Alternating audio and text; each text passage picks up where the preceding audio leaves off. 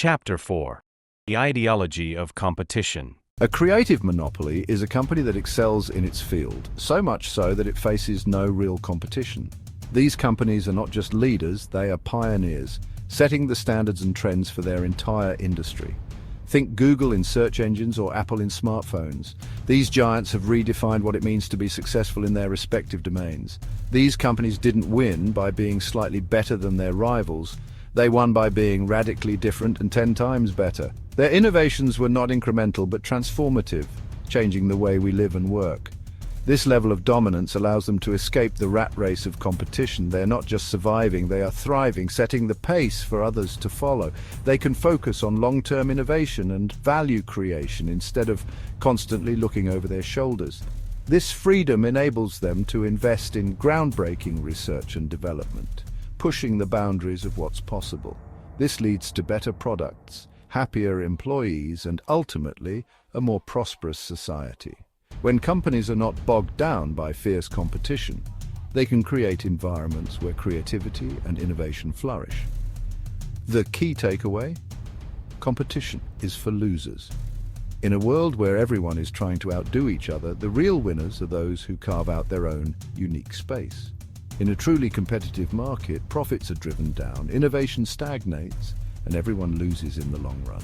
The constant pressure to outperform rivals can lead to burnout and a lack of meaningful progress. The goal should be to create something truly unique and valuable, something that sets you apart from the crowd and allows you to build a lasting monopoly. By focusing on innovation and differentiation, you can achieve a level of success that is both sustainable and impactful.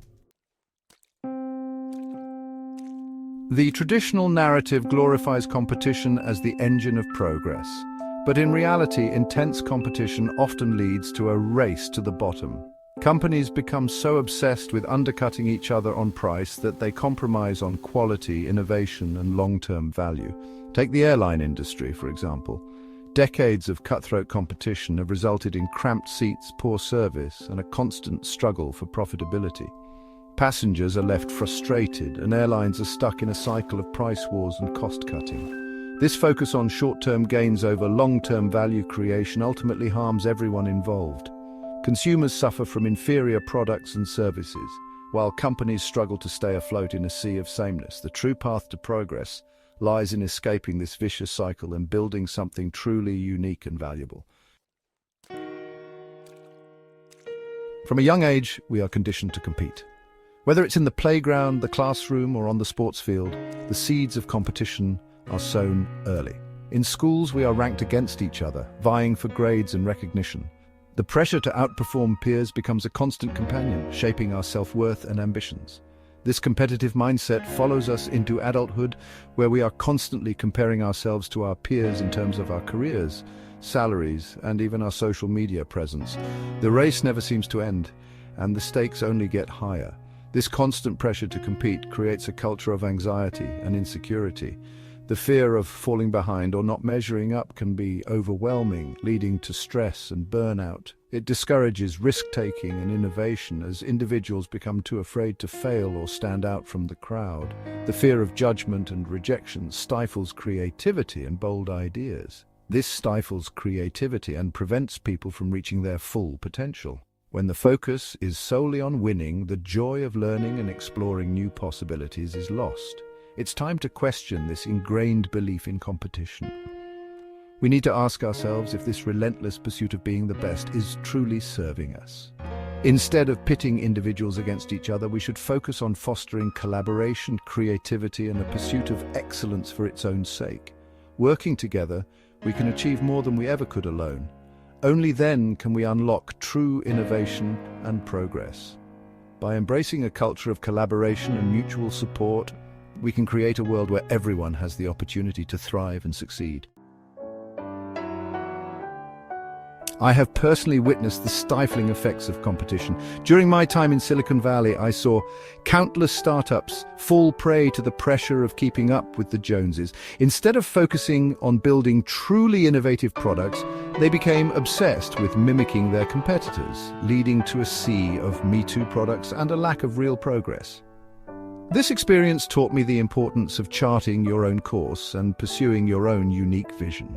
True innovation comes from thinking differently, not from copying what everyone else is doing. It takes courage to resist the urge to conform and compete. But it is precisely this courage that separates the true innovators from the imitators. Section 5. Conflict Perspectives from Marx to the Bard. The idea of conflict as an inherent part of human nature is nothing new. Karl Marx saw history as a struggle between classes, while William Shakespeare's plays are filled with dramatic conflicts that drive the narrative. However, while conflict can be a powerful force, it is not always constructive. In the realm of business and innovation, excessive competition can be detrimental, leading to a focus on short-term gains and a stifling of true progress. Instead of viewing the world as a zero-sum game where one person's gain is another person's loss, we should strive to create win-win situations. This requires a shift in mindset from competition to collaboration, from scarcity to abundance. Section 6. The perils of parity business case studies in destructive competition. The history of business is littered with examples of companies that were destroyed by competition. Companies that once stood tall and were considered industry leaders only to be brought down by their inability to adapt and innovate. Take the example of Palm, once a pioneer in the smartphone industry. Palm was at the forefront of mobile technology, creating devices that were ahead of their time. Their focus on competing with Microsoft in the PDA market blinded them to the rise of the iPhone, ultimately leading to their downfall. They failed to see the bigger picture and the shift towards more advanced smartphones. Similarly, the once thriving video rental industry, dominated by companies like Blockbuster, was decimated by the emergence of Netflix. Blockbuster's reluctance to embrace the digital revolution and their overconfidence in their existing model led to their demise. Their inability to adapt to the changing landscape and their fixation on competing with each other proved fatal. They were so focused on maintaining their market share that they ignored the signs of a shifting industry. These examples highlight the dangers of becoming too focused on the competition. When companies become obsessed with outdoing their rivals, they often lose sight of their own innovation and growth. It's crucial to stay attuned to shifts in the market, embrace innovation, and focus on building lasting value instead of engaging in destructive price wars. Companies that prioritize long-term vision and adaptability are the ones that thrive in the ever-changing business landscape. Section 7. Rethinking education, nurturing individual brilliance over comparison. Our education system, with its emphasis on standardized tests and rankings, is a breeding ground for unhealthy competition. Instead of nurturing individual talents and passions, it forces students into a narrow mold, rewarding conformity and penalizing creativity. We need to rethink education from the ground up.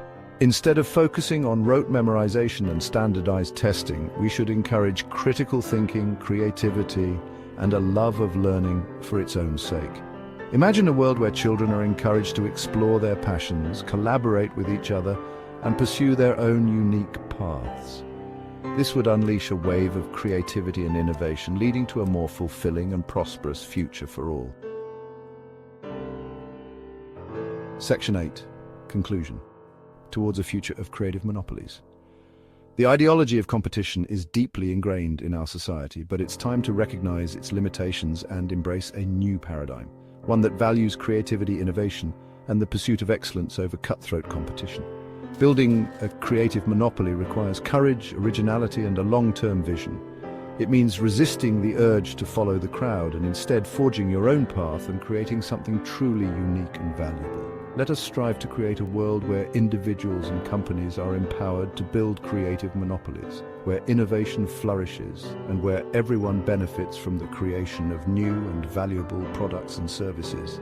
This is the path to a brighter and more prosperous future.